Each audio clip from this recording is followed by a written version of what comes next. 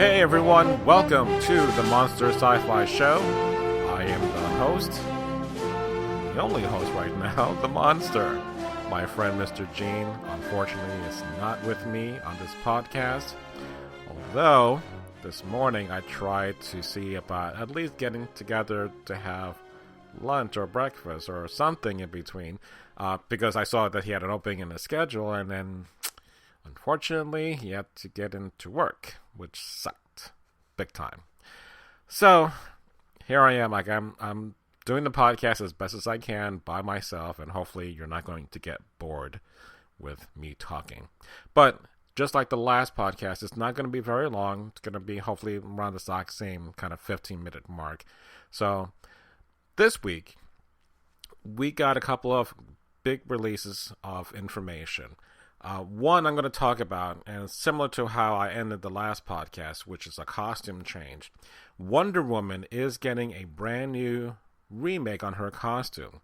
And unlike the one, I believe it was, if I'm remembering correctly, Jim Lee and J. Michael Straczynski, when he was doing the Wonder Woman run, they had updated her costume, which she was wearing black pants, still wearing the bustier top, but also she was wearing a jacket or a short waist jacket and gloves.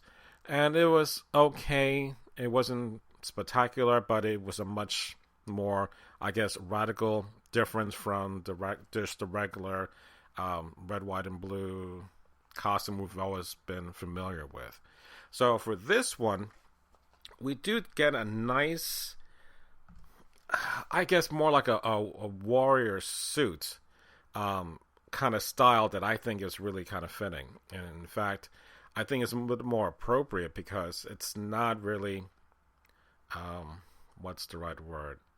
It's not very flattering in the sense that you're going to see her ass, you're going to see her tits, you're not going to see anything like that. It's meant to be a fighting costume. And it looks really practical. She has a suit underneath where she's kind of wearing this kind of armor kind of plating. But to me, it is a really good update for this great character that really needed to have something that was more fitting, a little bit more modern, without having to become, this week's, cheesecake pinup girl of the week. It didn't have to be that. So this was more in keeping of, she's a warrior, let's make her look like a warrior. And she definitely has that kind of aura about that in this costume. So I was really happy about that. Now, on the exact same note, Superman is getting another update. So we went from Superman losing his trunks to, I think, the 52, I'm not sure which of the 52s, in which Superman had just jeans, workman boots, a t-shirt with the S symbol, and a kind of little weird short cape. So the update is that he has the exact same jeans t-shirt look, but without the cape, which is honestly the exact same kind of thing that you would see for Connor, which is the clone of Superman, where he's just wearing the black t-shirt and the S symbol. So to me, this was really kind of a letdown, because if this is all you're going to be doing, not that you need to go back and redo the costume again, but I just think you're running into a situation in which Superman is really no longer interesting.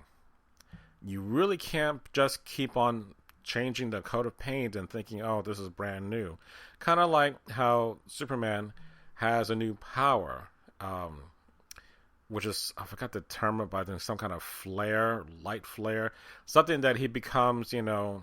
Lightbright, which, okay, so he can make himself really shiny. Great, don't stare at him. And I guess, a good pair of shades kind of cancel his powers, and if that's what's going to take. So I just think Superman definitely needs to either have a good break and maybe reboot it in the future, kind of like we did with Wolverine. Just lay it to rest. I mean, they did it with Doomsday, in which he didn't come back for a whole year. It was phenomenal. That got me back into reading comics because of the Death of Superman storyline. But if this is all they're going to be doing, and they keep rebooting the damn 52 universe over and over again, it loses everything that you're trying to do that's cool. So, but that's what we have to deal with. So, we'll go from there. All right, the second big piece of news I came across was there was new confirmed information about the Star Wars movie. And I'm like, well, I kind of know that Star Wars is coming out in December. I misread the Roman numerals because it said Star Wars 8, not 7, because I had the little extra I there. So, we are not only going to get the Star Wars 8, which will be in December, I believe. Was it December? It's coming out 2017. That's all I know right now. 2017. But we are going to get a spin-off called Rogue One. So it's called Star Wars Rogue One, in which I guess it's going to be a separate parallel storyline, what's going on in the Star Wars universe. There is artwork. If you're listening to this podcast, there's a picture of the artwork that is kind of interesting. I don't know any of the characters other than it's, stormtroopers firing at something in the distance. But what caught my eye that was kind of cool was on top, there seems to be a Star Destroyer, but a different type of Star Destroyer that almost has the deflector dish of the Death Star, and you can see where the kind of the points are joining together before it starts firing, like the Death Star did to the frigates that it was fighting in. So it seems to have now probably not the whole Death Star firepower, but has a good component of it. So that's kind of a cool weapon. If that's what's going to be done, I'm kind of excited about that. So we'll see about that. So that's coming out in 2016 in December. So we have Star Wars coming out this December 2015, Star Wars Rogue One 2016, and then Star Wars number 8 is coming out in 2017. So every year we're getting a Star Wars movie. I'm kind of excited.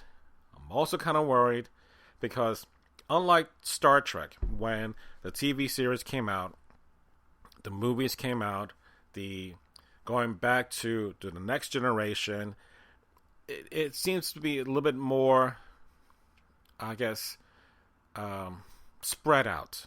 Star Wars, even though it is spread out, this is kind of going in a brand new territory since everything after Return of the Jedi, the books, since that point, had to take over and expand that universe.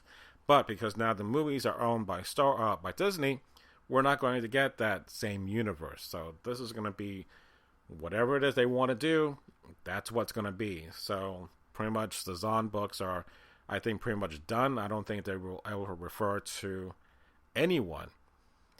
I love the Zahn books. I really wish they would maybe put some aspects in there, but whatever. This is what we're going to get. This is what we have to deal with. All right. So my last piece of information is that I finally got to get Justice League Throne of Atlantis, which I was telling my daughter that I was getting this from the library and called it, Game of Thrones. But basically, it's kind of the exact same idea. So this is going to be Arthur's story, Arthur Curry, who is supposed to be Aquaman. We get his kind of origin story-ish, in the sense that it looked and it kind of felt like this was what they might have done with the TV series after Smallville, in which they were planning to do Aquaman, in which he lived on land, he had this kind of strange drawing to the sea, but because of his amnesia or whatever it was that blocked his past, he would basically have an heir or a throne so that he would later become the king.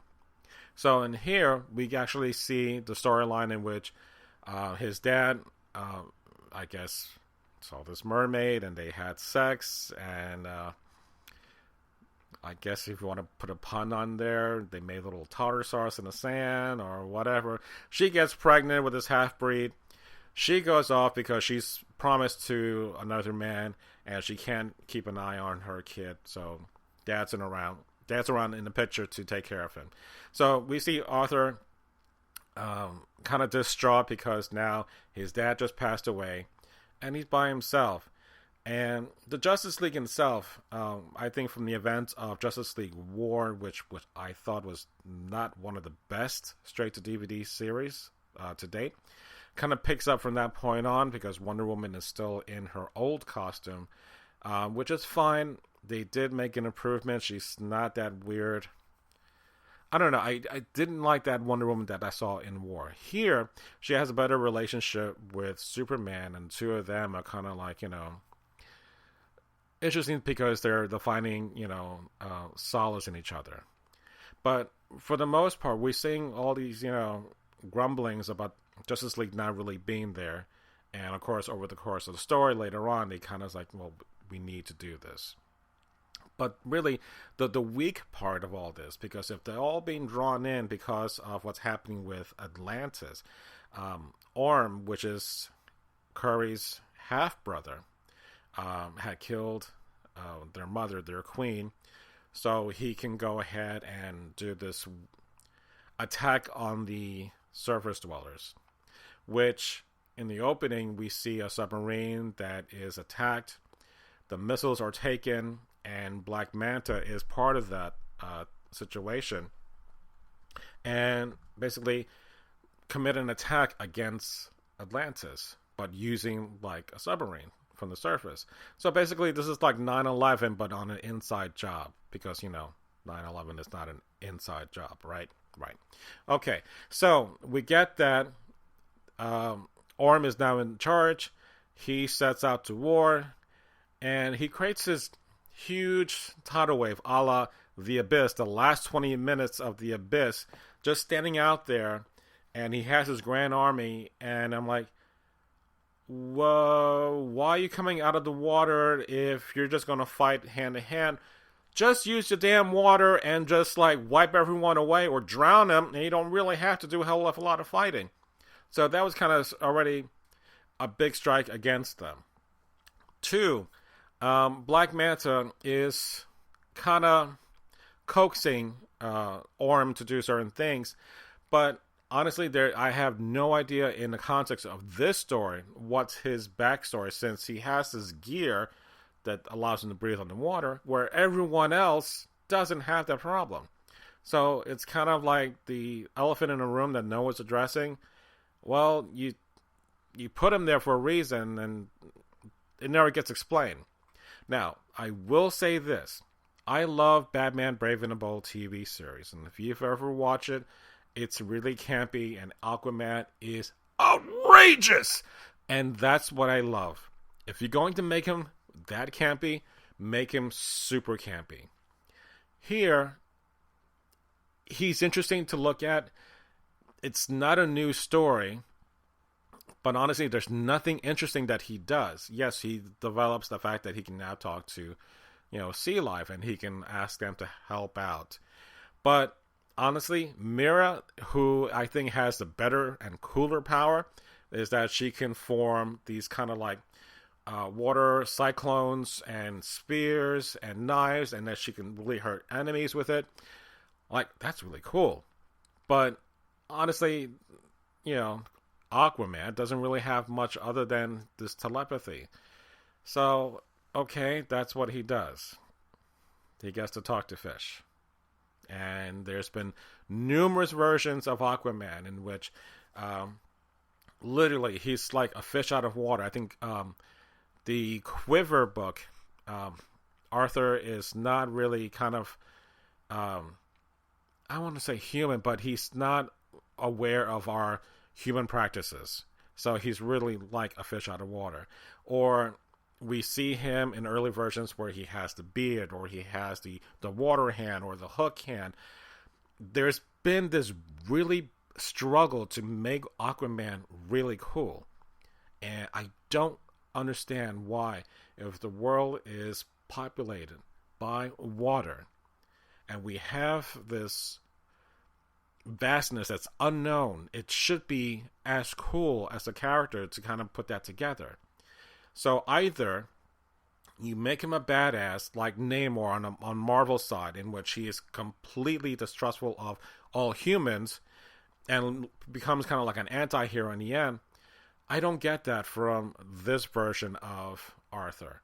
So it's okay. There was this one moment in which Arthur is fighting Black Manta, and of course, what's Manta doing that you never do as a villain? You monologue. So Arthur was able to call up a big shark and grab Black Manta, and off he went. And what did he say? Outrageous! I laughed my ass off. That was funny. But not that way that I said it. Just he said, outrageous. I'm like, okay, I give you that. But that's it. So overall, it was okay. The other bright spot, Nathan Fillion is the Green Lantern. So yay for that. At least we get him for that. And there wasn't a whole lot about, maybe there's do like a documentary, or at least on my DVD, there was nothing about the history of Aquaman. I think that would have been even better than watching just the movie and that's it. It really needed to have some kind of extra bonus material, and maybe it is on the Blu-ray. I don't know, because again, I'm borrowing this from the library. So it's okay. It's enjoyable. I'm not going to say it made me a better Aquaman believer or a fan. I did love looking at the updated Jason Momoa character from when we go in to get the Batman versus Superman story, and he looks really badass.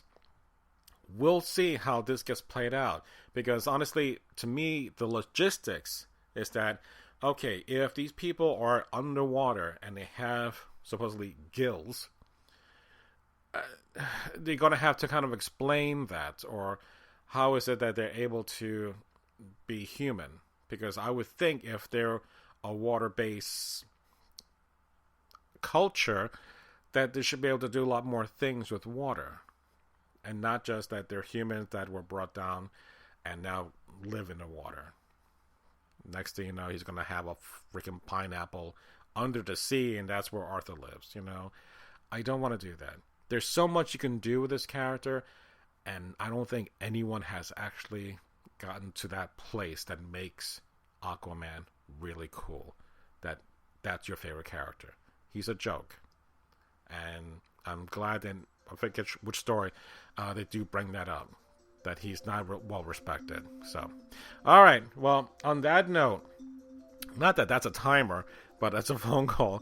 I really need to get going, because I took off today to do this really podcast real quick before going off to camp, or kind of sleepaway camp with my son for a Cub Scout. So I wanted to get this done before the weekend was over, because again, I want to be consistent and get a podcast done every week.